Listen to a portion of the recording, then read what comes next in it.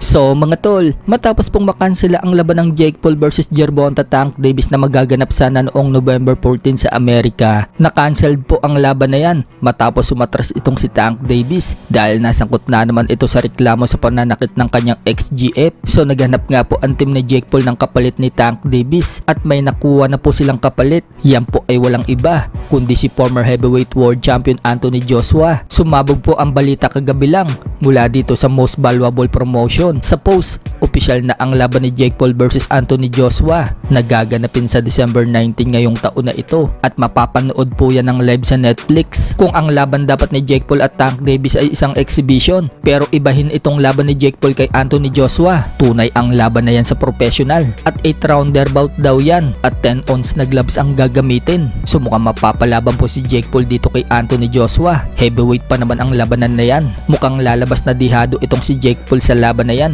Agad nga po nagbigay ng reaksyon ng Filipino influencer boxer na si Salt Papi at mukhang pabor si Salt Papi kay Anthony Joshua. Sinabi po kasi nito sa post niya, all in na kay AJ. Sa kabilang banda naman mga tol, 5 araw na nga lang po magaganap na ang laban ng Devin Haney versus Brian Norman Jr. sa Riyadh, kung saan nakataya po dyan ang WBO Welterweight World Championship belt ni Brian Norman Jr. Bagamat kampiyon itong si Brian Norman Jr., minaliit po ni Devin Haney ang kakayanan nito. Sinabi po kasi ni Devin Haney kay Norman ng harap-harapan, wala pa daw itong boksingero na pinapabagsak sa top level at wala pa daw itong nakakalaban ng mga highest top level at wala pang napapatunayan, habang siya nagawa na daw niyang lumaban sa mga highest level. So ganyan nga din po ang pananaw ni David Benavides kay Devin Haney. Maganda daw ang track record nitong si Devin Haney. Nakakalaban na daw nito sina Lomachenko, Linares, Jojo Diaz, Ryan Garcia at iba pa. Mga highest level daw ang mga nakalaban ni Devin Haney. Hindi daw sa pandidrespect dito kay Norman.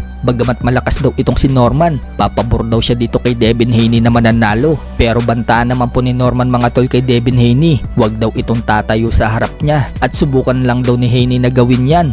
May kalalagyan daw ito sa kanya. Banat naman ni Devin Haney kay Norman, paano daw kung patumbahin daw niya ito? Sagot naman ni Norman kay Haney, hindi daw makaka-knockout ito sa kanya. Parang sinasabi mga tol na walang kalakas-lakas sumuntok itong si Devin Haney. Binanatan din po ng tatay ni Norman ang pagpiplex ng bato-batong katawan ni Devin Haney. Sinabing Photoshop lang umano ang picture ni Devin Haney. Samantala, lap trip naman po itong training ni Devin Haney. Inedit po kasi yung sound. Pinalitan yung sound ng impact ng suntok ni Devin Haney. Ginawa nga po yung laruan na kapag pinipiga mo, tumutunog. Parang sinasabi mga tol na ganyan lang kahina ang suntok ni Devin Haney. Sa iba pang balita mga tol, matapos pong manalo ni Albert Pagara sa laban niya sa Thailand nito lang nakaraang Sabado, kung saan knockout po ang sinapit ng Thai fighter sa kanya sa loob lamang ng first round. Bagamat nanalo po si Pagara mga tol, marami pa rin sinasabi ang mga bashers. May nagsasabing pedicab driver na naman daw ang nakalaban ni Pagara. May nagsabing mismatch nga din daw ang laban na yan dahil payat daw itong kalaban ni Pagara. Titiklop daw talaga yan sa body shot